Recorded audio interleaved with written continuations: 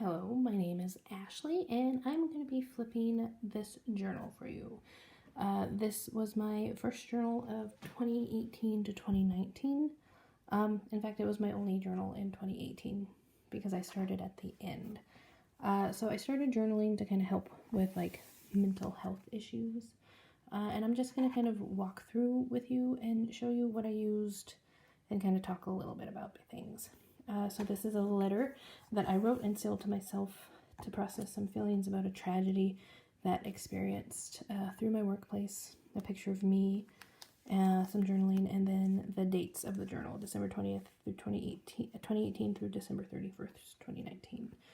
You'll see sticky notes every once in a while. I do that over pictures of people or some information I don't want you to see. So to start it off with, you can see it's kind of a scrapbooky style. This is a picture of me and my husband and then our children. I used a lot of, this is Christmas wrapping paper, and I used some over here on this edge. You can't really see this edge too well. This is a pull-out journaling card, another pull-out journaling card, and then this has return address labels. I made this out of a gift bag actually, and I tore that off a card. And really, this journal just kind of began with using things that I had already, some scrapbooking paper that I got from family, Christmas wrapping paper left over from the holiday. This was a Christmas card that I meant to journal on the back of and never did. I probably won't go back and do that. This is some journaling, like a blank business card to print at home. This is my favorite page. In this book, I used tissue paper, blue and silver, to kind of make waves. This is a die cut, and then I used I think Crayola watercolor or acrylic paint for this, along with orange colored pencil. This was a picture of a group my daughter was in, and then a quote that I really liked: "Opportunities don't happen, you create them," which really goes well for my daughter, and some journaling underneath the card. I did lots of journaling here on each sides of the cards, and I just kind of glued a magazine over this journaling card. A bucket list, like a travel bucket list, and then this is just a collection of pictures. When my mother-in-law died in 2018, and then journaled in 2019, I just decided that I wanted to keep some of her pictures that we inherited. This is acrylic paint, and I just kind of squeezed it out and then used a card to scrape it. It was kind of hard to journal over, so I wouldn't do that again. And then a tuck pocket for my son's first scribbles. And this is a cute paper clip that I got. I have a bunch more of them, but I don't know where they are. I tried my hand at being a little artistic. I really like this quote: "Remember, you will not always win. Some days the most resourceful individual will taste defeat, but there is always tomorrow." And I messed up the quote down here. Made a pocket out of the security envelope with a tag to journal on. Never ended up journaling on about it. I journaled about my uncle passing away, and I wanted to journal about my aunt passing away too, but I never got to it. Some more journaling. A receipt on the back of a security envelope. I think this was like Crayola watercolor, really hard to write over. A collage I made out of snippings from a Costco magazine.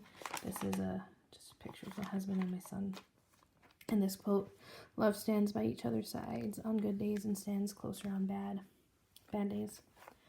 I hate this layout with a passion. I didn't try very hard. I was under a lot of stress during this time. This is just information about that group my daughter was a part of before we moved. Just some more journaling. A picture of my husband and I from one of our first few dates. This was a spring break trip. We went to the Loveland Living Planet Aquarium in Utah and ate at this place in South Jordan. Delicious. Tip: when you're flipping in pictures, make sure that you, because I would have cut this lower, like I would have cut this part off, so I didn't do that to my husband's head. But, you know, you live, you learn. This was my first journal. This was the time that my husband started applying for jobs across the country, and so we had maybe we were going to move, and then in May we figured out we did move. We're going to move. And so you'll see from 5/5 to 8/24, I did not have this journal. So I journaled in other pictures, other journals. This is a collage room that I made, inspired by Loveland's life. And then just some really old tickets I didn't want to lose in the move, so I glued them in. Another ticket I didn't want to lose, so I glued it in with a movie ticket to Fight Club from my old college campus.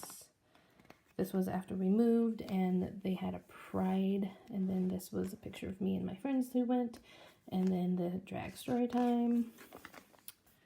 And then in December of 2019, I decided I wanted to finish this journal and just be done with it, so I just started journaling every day to fill it up. I loved this page too. I took watercolor, a nicer watercolor than the Crayola one, and just kind of like, you know, where you get on the brush, color on the brush, and then you tap it. Some more cutouts. And then this is a picture of the headstone from my mother and father-in-law. A really bad doodle I did. A note from a coworker.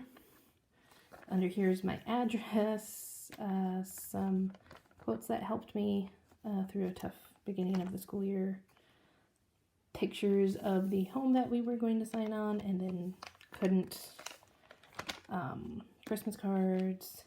My daughter got this postcard for me when she went to a field trip, and there's a picture of some friends under there I don't want to show. And then, like, if you ever see a page with just stuff on it at this point, I just wanted to get rid of this notebook and get it done before the end of the year.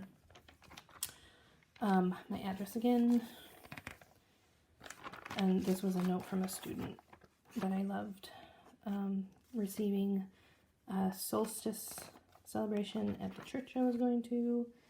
I love this picture. I'm sad I can't show it to you because it's got my son's daycare owner in it. We didn't get a tree this year because we were supposed to move and we were waiting until we moved, and then we didn't get to put a tree up because it was just too late.